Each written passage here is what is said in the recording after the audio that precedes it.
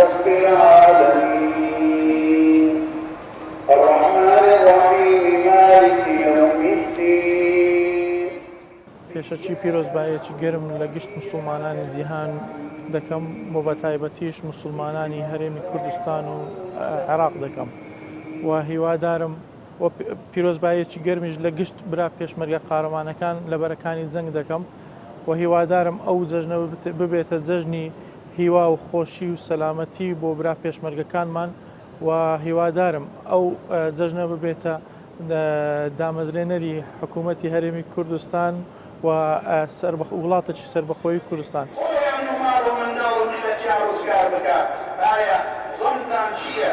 ئایا ئێوە تێگەیشتنتان چییە بۆ ئەم حاڵە؟ دەبێ خوای گەورە لێمان ڕازی بوو بێ، دەبێ خوای گەورە لە گوناهەکانمان خۆش بوو بێ. پێشەکەی جێژنە پیرۆزانە لە خۆم و لە هەموو مسلمانانی جیهان بە تایبەتی شاری هەولێر بە تایبەتی برا پێشمەرگەکانمان هیوادارم ئەو جێژنە بیتە مای خۆشی و ڕەحمەت و بەرەکەت، بیتە هەوێنی ئاشتی بۆ ئەو سەرکردانە بۆ حیزبانە. هیوادارم ئەو جێژنە بیتە ئاشتاوایی و تەبایی و دەستە ناو دەست.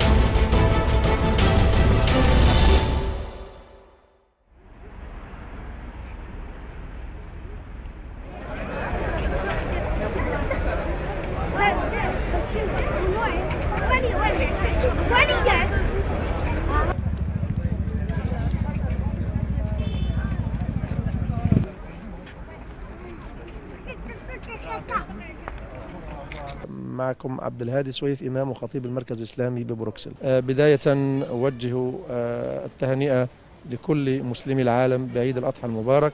بالنسبة للمسلمين في بلجيكا الحمد لله كما رأيتم البهجة والسرور على جميع المسلمين الذين شهدوا وحضروا معنا صلاة عيد الأضحى المبارك في المركز الإسلامي ببروكسل. والله بالنسبة لأعداد المسلمين في بلجيكا الحمد لله أعداد المسلمين في بلجيكا كثيرة جدا تجاوزت المليون.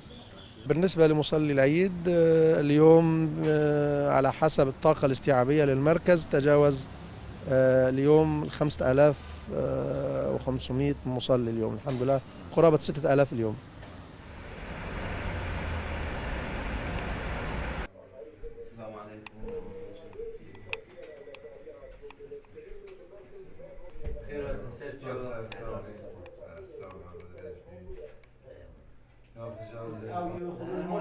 جشن همی عائله شهید و پیروزتیم دست دوی که شهید و ماچیتیم ابروکیجی که من روز عید البروکسلی افصال چون گلک خوشته بون اول 2 ساله یعنی عید گلک و کامل تایبل اروپا.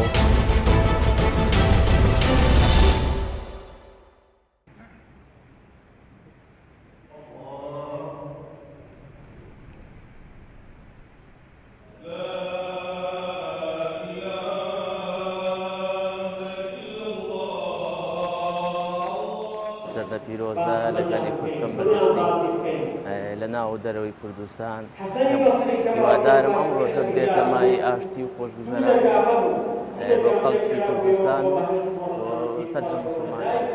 وای پەروەردگار ئەم چەند ڕۆژەی بە ئەیامان معلومات ناوبردوو ليشهدوا منافع لهم ويذكروا اسم الله في أيام معلومات يتيل قرباني كردن. معكم بنجي جاجن نجيشي بالخير وبركاته هم مسلمانان لمزگوتکانا